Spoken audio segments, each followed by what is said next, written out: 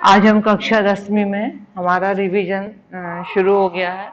तो जो अध्याय 1 है, मैंने कुछ वस्तुनिष्ठ प्रश्न भी बताए थे आपको। तो कुछ एक प्रश्न संतुलित समीकरण करने का भी आता है। जो रासायनिक समीकरण है उनको आप संतुलित कीजिए। तो प्रश्न रहेगा,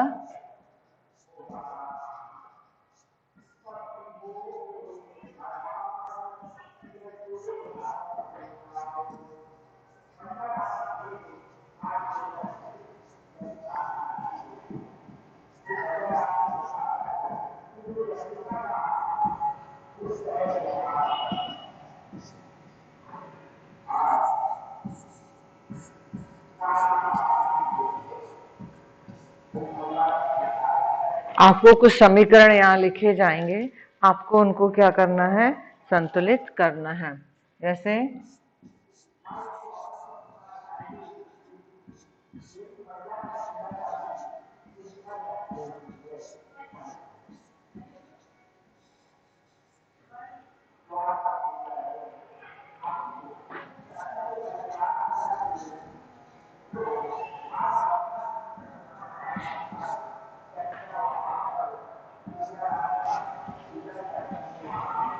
ये समीकरण लिखा हुआ है, HNO3 नाइट्रिक अम्ल plus calcium hydroxide CaOH whole twice is equal calcium nitrate plus H2O।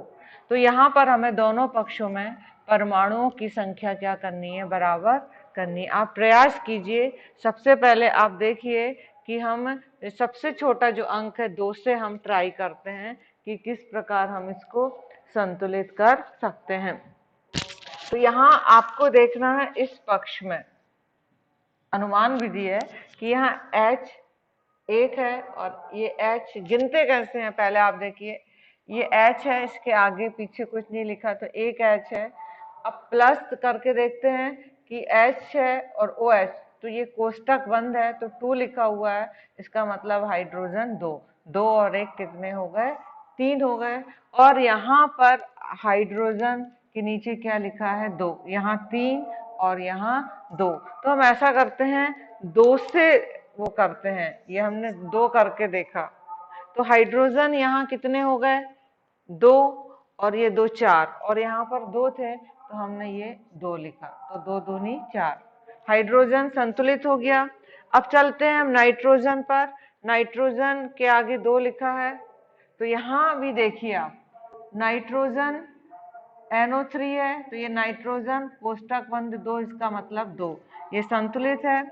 Oxygen देखिए 3, और यहाँ ऑक्सीजन देखिए 2, 3 और 2 5, और यहाँ ऑक्सीजन है 3, और इसका गुणा होगा 3 दूनी 6, और ये 2 8। तो यहाँ पर भी ऑक्सीजन 8 है, देखिए 3 दूनी 6 और ये 2 8। तो ये समीकरण। और कैल्शियम चलते हैं, कैल्शियम भी 1 है और यहाँ 1 है, तो हम देखते हैं कि समीकरण हमारे थोड़े से अनुमान के प्रयास से समीकरण क्या हो गया, संतुलित हो गया। तो आपको इस प्रकार अनुमान विधि से समीकरण को क्या करना है, संतुलित करना है। इसकी आप थोड़ी प्रैक्टिस करेंगे तो आपसे ये बन जाएगा। अब हम देखते हैं और उदाहरण लेते हैं, जैसे सोडियम हाइड्रोक्साइड। इसकी मान लो हम किसी अम्ल से क्रिया करवाते हैं, H2SO4। तो आप देखेंगे ये एक द्वितीय विस्थापन क्रिया होगी।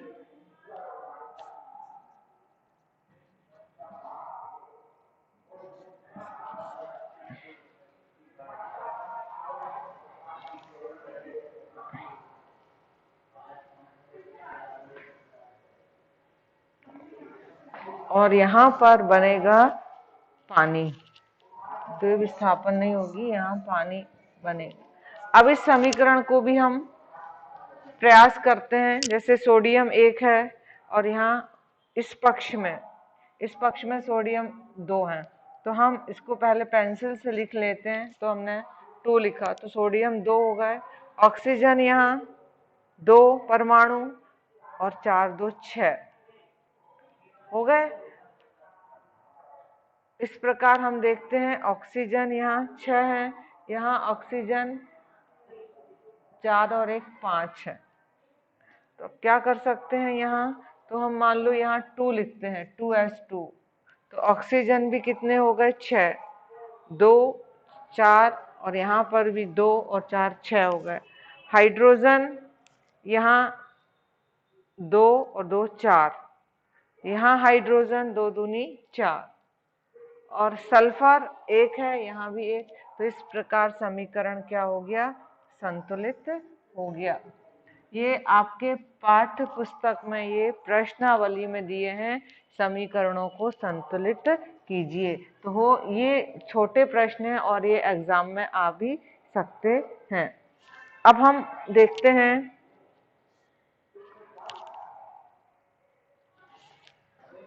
खाने का जो नमक है NaCl और ये सिल्वर नाइट्रेट AgNO3, इसकी आपस में जब क्रिया होती है तो NaNO3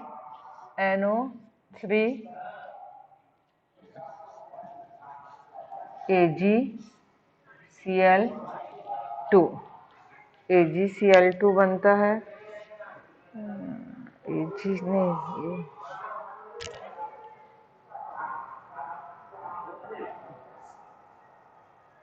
ये AgCl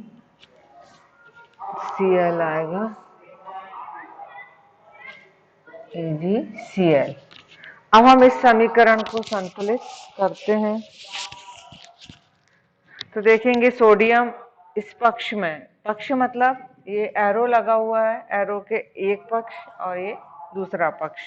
तो Na एक ही है, यहाँ भी एक है, Cl एक है, यहाँ भी एक ही है, Ag इस पक्ष में एक है, यहाँ भी एक है, एक परमाणु है, N भी यहाँ एक परमाणु, इस पक्ष में भी एक, O3 यहाँ भी O के 3 परमाणु हैं। तो ये समीकरण पहले से ही क्या है, संतुलित है। तो हमें ऐसा देख लेना है कि समीकरण कभी कभी संतुलित रहते हैं और उसके बाद फिर से पुनः उनको संतुलित करने के लिए दे दिया जाता है। अगला एक समीकरण मैं लिख रही हूँ, BaCl2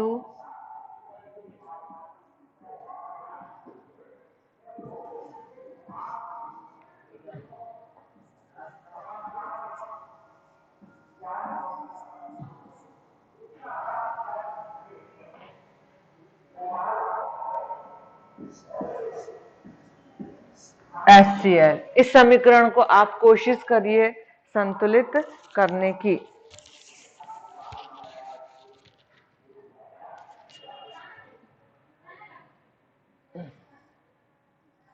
बेरियम यहाँ एक है परमाणु, यहाँ पर भी एक, क्लोरीन के 2 हैं और यहाँ पर 1 है। तो मान लो हमने यहाँ 2 लिख दिया तो क्लोरीन 2 हो गया। अब हाइड्रोजन के यहाँ 2 हैं, तो हाइड्रोजन का पहले 1 था लेकिन 2 लिखने से 2 परमाणु हो गए। S एक ही है और ऑक्सीजन 4 और ऑक्सीजन 4। तो ये समीकरण क्या हो गया, संतुलित हो गया। तो आपके रिवीजन में आपको यदि कुछ समझ में नहीं आता तो पूर्व का जो वीडियो हमने डाले हुए हैं आपको, तो आप उनसे देख सकते हो कि समीकरण को संतुलित कैसे करते हैं। फिर अगला प्रश्न है,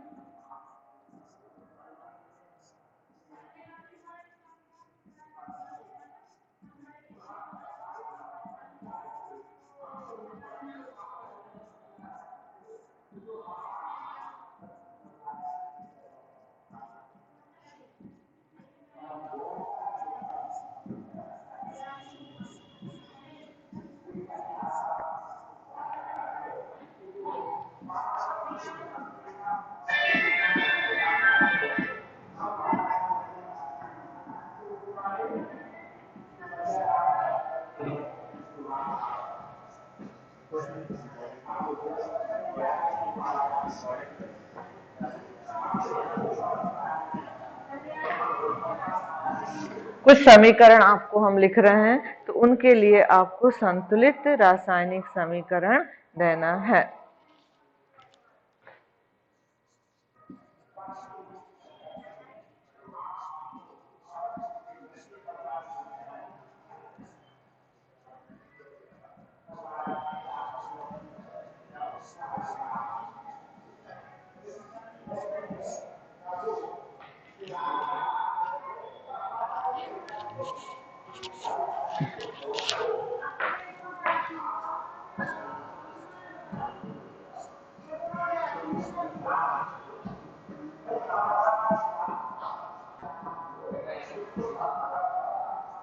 यहाँ एरो आएगा, ये जगह नहीं है इसलिए नीचे लिख रही हूँ।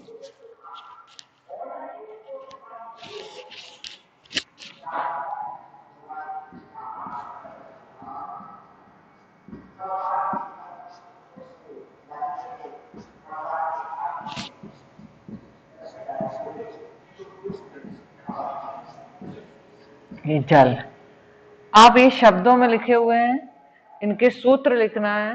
कैल्शियम हाइड्रोक्साइड, इसका सूत्र आपको याद भी हो गया होगा कि जहां हाइड्रोक्साइड रहता है वहां OH जरूर आता है, तो CaOH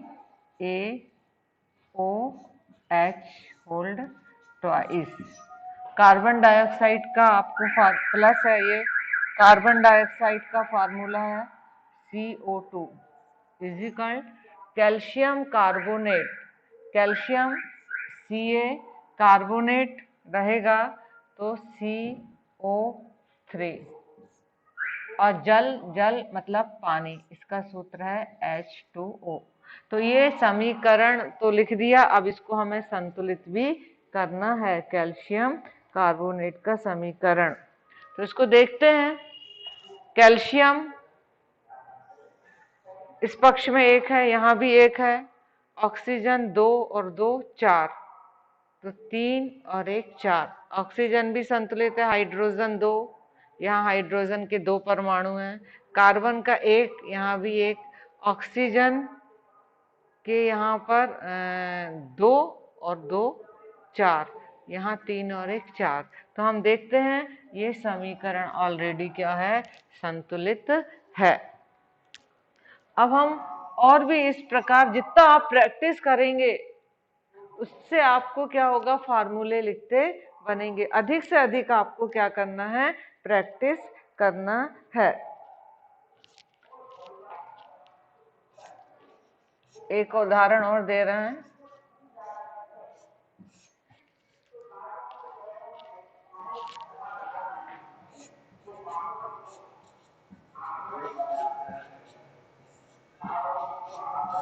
जिंक प्लस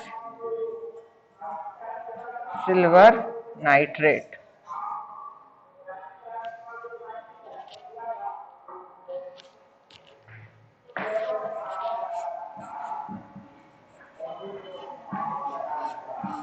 ये विस्थापन अभिक्रिया है।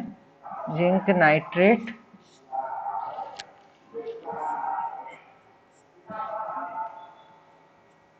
सिल्वर सा है। तो आप देखेंगे इसको हम कैसे, जिंक, जिंक एक धातु है और इसका संकेत होता है Zn। अब आपको संकेत, और ये संकेत आपको नौवीं में पढ़ाए हैं कि जब किसी भी संकेत में 2 अक्षर होते हैं तो पहला कैपिटल और दूसरा स्मॉल लिखते हैं। सिल्वर नाइट्रेट, तो सिल्वर चांदी Ag, और नाइट्रेट जहां भी आएगा वो क्या कहलाएगा, NO3, AgNO3। उसके बाद बनता है जिंक नाइट्रेट ZnNO3, क्योंकि जिंक की संयोजकता कितनी है, 2 है, तो इसलिए संयोजकता को अदल बदल कर लिखते हैं। और सिल्वर मतलब चांदी Ag। अब हमें देखना है ये समीकरण संतुलित है कि नहीं। बहुत शुरू से देखिए, जिंक 1 यहाँ जिंक 1, सिल्वर यहाँ 1, यहाँ सिल्वर 1, N यहाँ पर 1 है क्योंकि यहाँ पर 2 हैं, O3 3 है ऑक्सीजन के, और यहाँ 3 दूनी 6 है। तो क्या कर सकते हैं, नाइट्रोजन 2 हैं, तो यहाँ हमने 2 लिखा। तो अब लेकिन जो सिल्वर है वो भी 2 हो गया, तो हमने यहाँ लिख दिया 2Ag। अब यहाँ नाइट्रोजन बैलेंस हो गया। अब ऑक्सीजन 3 दूनी 6, तो ये 3 दूनी 6। इस प्रकार ये समीकरण अनुमान विधि से हम क्या कर सकते हैं, संतुलित कर सकते हैं। और भी हम इसके आपको उदाहरण बतला रहे हैं।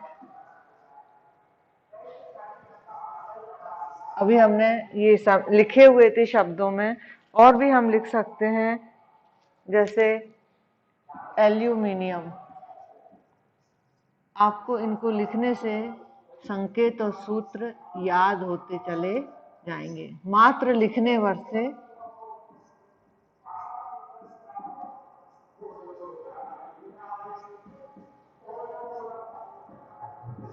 कॉपर क्लोराइड, तो यहां पर बनता है एल्यूमिनियम क्लोराइड और कॉपर।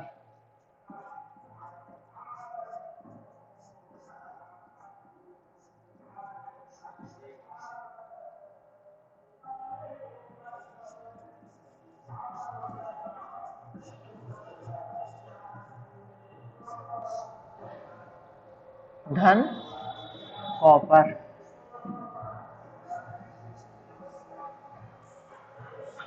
अब इसके हम संकेत और सूत्र लिखते हैं उत्तर में। एल्यूमिनियम का जो संकेत है वो Al, कॉपर क्लोराइड का जो सूत्र होगा वो होगा CuCl2, कॉपर क्लोराइड। आप देखेंगे CuCl2 is equal aluminium chloride AlCl3। Aluminium की वैलेंस संयोजकता 3 है और एक कॉपर अलग हो गया, ये विस्थापन अभिक्रिया है। अब इस समीकरण को संतुलित करना है, वही विधि अपनाएंगे। एल्यूमिनियम का एक परमाणु, यहाँ भी एक, यहाँ कॉपर का एक, यहाँ भी एक, पर यहाँ क्लोरीन के 2 हैं और यहाँ क्लोरीन के क्या हैं, 3 हैं। मान लो हम ये 3 करते हैं तो 3 दूनी 6, और यहाँ करते हैं 2 तो 3 दूनी 6, लेकिन एल्यूमिनियम 2 हो गए तो यहाँ भी एल्यूमिनियम लिखा। कॉपर कितने हैं, 3, यहाँ 3 आएगा। हम देखते हैं ये समीकरण क्या हो गया, संतुलित हो गया।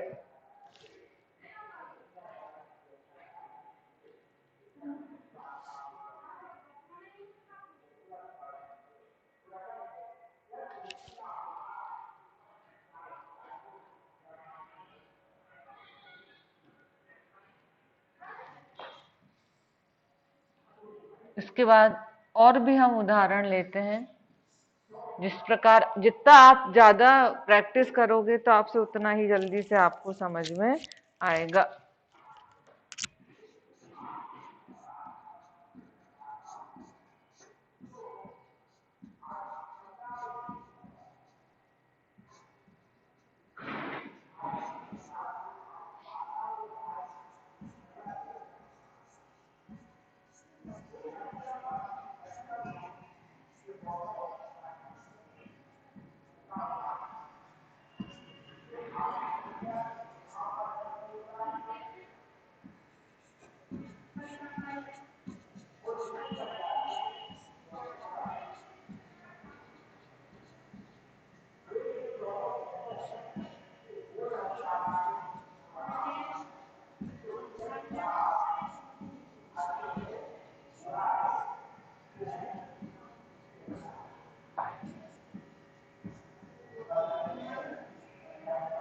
बेरियम क्लोराइड, बेरियम का संकेत है B, और क्लोराइड तो BaCl2।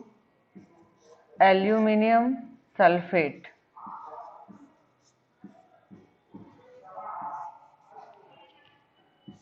बेरियम सल्फेट Ba, जहां भी सल्फेट आता है वहां SO4 लिखना है, और एल्यूमिनियम क्लोराइड। ये हमने जो शब्दों में था उसको हमने समीकरण के रूप में लिख दिया। संतुलित करना है आपको, तो वही यहाँ देखिए बेरियम का एक है, यहाँ भी इस पक्ष में एक ही परमाणु है। क्लोरीन 2, यहाँ क्लोरीन के कितने परमाणु हैं? 3। एक जगह 2 हैं और एक जगह 3 हैं, तो हमें 2 से कहीं ना कहीं गुणा करना पड़ेगा। तो इस प्रकार, या एक जगह हमें 3 से गुणा करना पड़ेगा।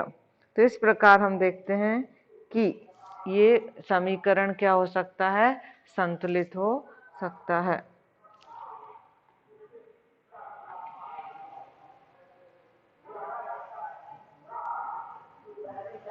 यहाँ ऑक्सीजन 12 है और यहाँ पर ऑक्सीजन 4 है। मान लो हम यहाँ पर 3 से गुणा करते हैं, तो यहाँ भी 3 Ba हो गया, क्लोरीन यहाँ हो गया 6, तो हम यहाँ पर 2। क्लोरीन, एल्यूमिनियम भी संतुलित हो गया। सल्फर यहाँ 3 था, यहाँ भी 3 हो गए सल्फर।